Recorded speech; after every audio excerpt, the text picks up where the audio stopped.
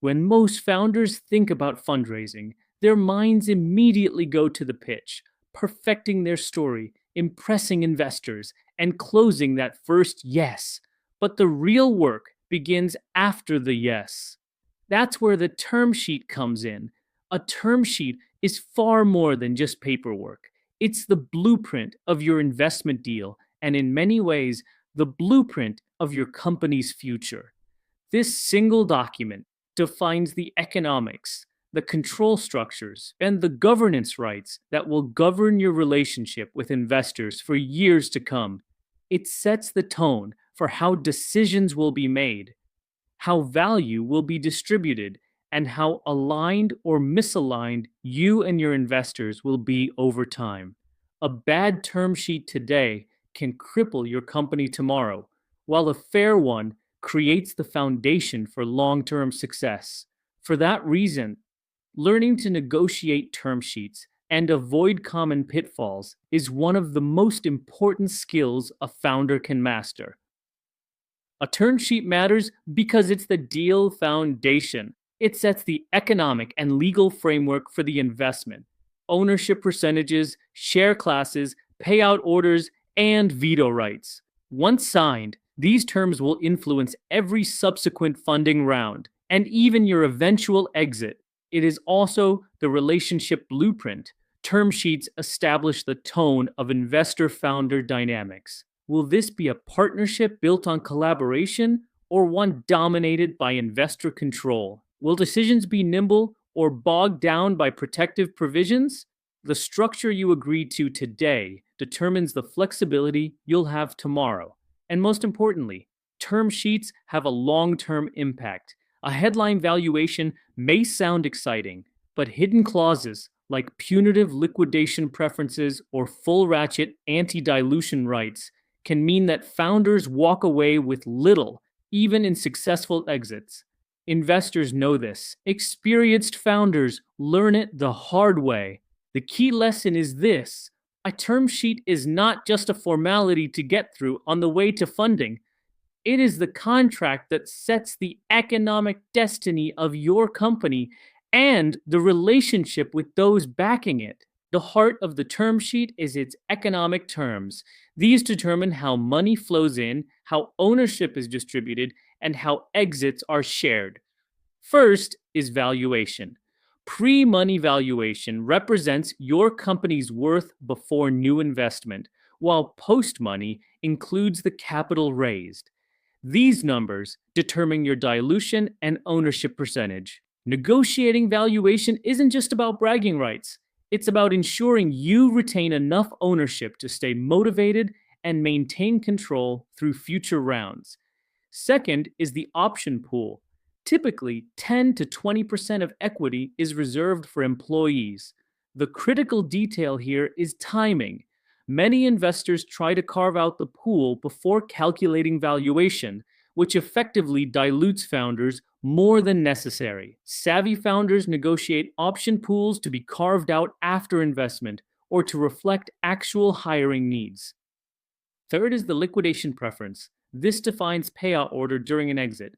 The standard founder-friendly term is 1x, non-participating preferred, meaning investors get their money back before common shareholders, but don't double dip. Participating preferred or multiples like 2x or 3x can be devastating for founders, as they dramatically reduce proceeds for everyone else. Fourth is anti-dilution protection. This protects investors during down rounds. Weighted average formulas are relatively fair, spreading dilution across all shareholders. Full ratchet anti-dilution, however, shifts all risk onto founders, effectively punishing them for market downturns. These economic terms may sound like technical details, but they are the mechanics that determine how much founders ultimately take home. Understanding them isn't optional, it's survival. If economics define the money, control terms define the power. These provisions dictate who makes critical decisions and who holds veto rights. The first control term is board composition. Early stage boards often include equal seats for founders and investors, with an independent director as the tiebreaker. Founders should ensure they retain influence. often through CEO voting rights or careful selection of the independent. Board structure can either empower you or turn you into an employee of your own company. The second is voting rights. Term sheets specify which decisions require investor approval. Standard items include approving budgets, hiring executives, or signing major contracts. The danger is when this list grows too long, slowing you down and forcing you to get permission for routine decisions. The third is protective provisions. These are investor veto rights on critical matters, new financing, acquisitions, or changes to the equity structure. While some protections are reasonable, overly broad provisions can paralyze founders. Negotiation is about narrowing these provisions to ensure flexibility. Finally, founder vesting is a control term disguised as alignment. Investors want to ensure founders stay committed for at least 3 to 4 years. With equity vesting, accordingly, the best founders embrace vesting as proof of commitment, but negotiate for fairness, such as acceleration in case of termination or credit for pre-funding work. Control terms matter as much as economics. If you lose control too early, you risk becoming a passenger in your own company.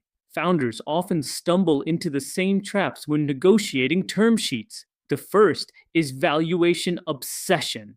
Chasing the highest possible valuation feels like winning, but if bad terms are hidden elsewhere, like punitive liquidation preferences, you may actually lose.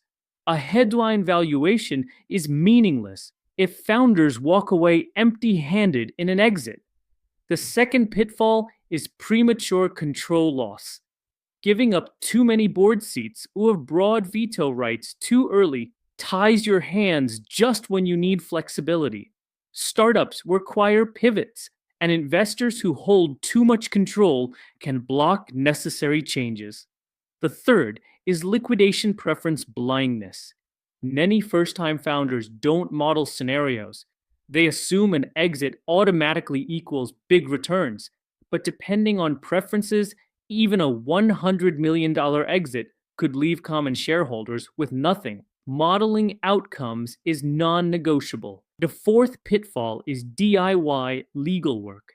Trying to save money by skipping experienced startup counsel is a false economy. Term sheet mistakes compound over time, and fixing them later is exponentially more expensive. Legal expertise pays for itself many times over.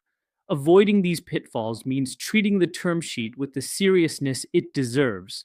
This isn't paperwork, it's your company's future. So, how do founders succeed in negotiating term sheets? The first principle is focus on fair terms. Prioritize balanced economics and reasonable control provisions over chasing the absolute highest valuation. A fair deal creates alignment between founders and investors, reducing friction and increasing long-term outcomes.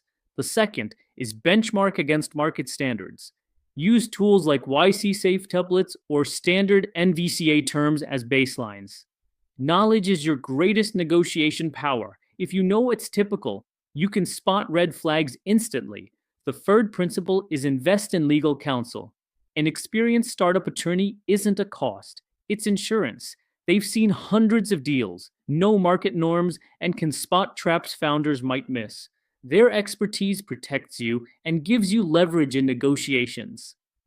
The fourth principle is choose value-add investors. The best investors bring more than capital. They provide networks, expertise, and strategic guidance. An investor who adds value can justify terms that might otherwise feel heavy. Remember, you're not just choosing money, you're choosing partners for the next decade. Ultimately, the best practice is alignment. A good term sheet isn't about who wins and who loses. It's about creating a structure where both founders and investors are incentivized to grow the company together. Negotiating term sheets is one of the most critical skills for any founder. These documents define the economics, control, and governance that shape your company's trajectory. They set the tone for investor relationships and determine how much flexibility you retain as you scale. The essentials are clear. Understand valuation. option pools, liquidation preferences, and anti-dilution protections. Guard your influence through board composition, voting rights, protective provisions, and fair founder vesting. Avoid common pitfalls like chasing valuations blindly, giving away control too early, ignoring liquidation preferences, or skipping professional legal advice. The best practices are equally clear. Focus on fairness, benchmark against standards, hire strong counsel, and choose investors who bring more than capital. The final takeaway is this: a good term sheet creates alignment. It builds trust between founders and investors, ensuring that both sides share in the upside of long-term value creation. A bad term sheet creates conflict, misalignment, and in the worst cases, founder regret. As a founder, your job is to protect your vision, your ownership, and your ability to execute. Mastering the art of negotiating term sheets ensures you don't just raise money, you raise it wisely, setting the stage for sustainable growth and shared success.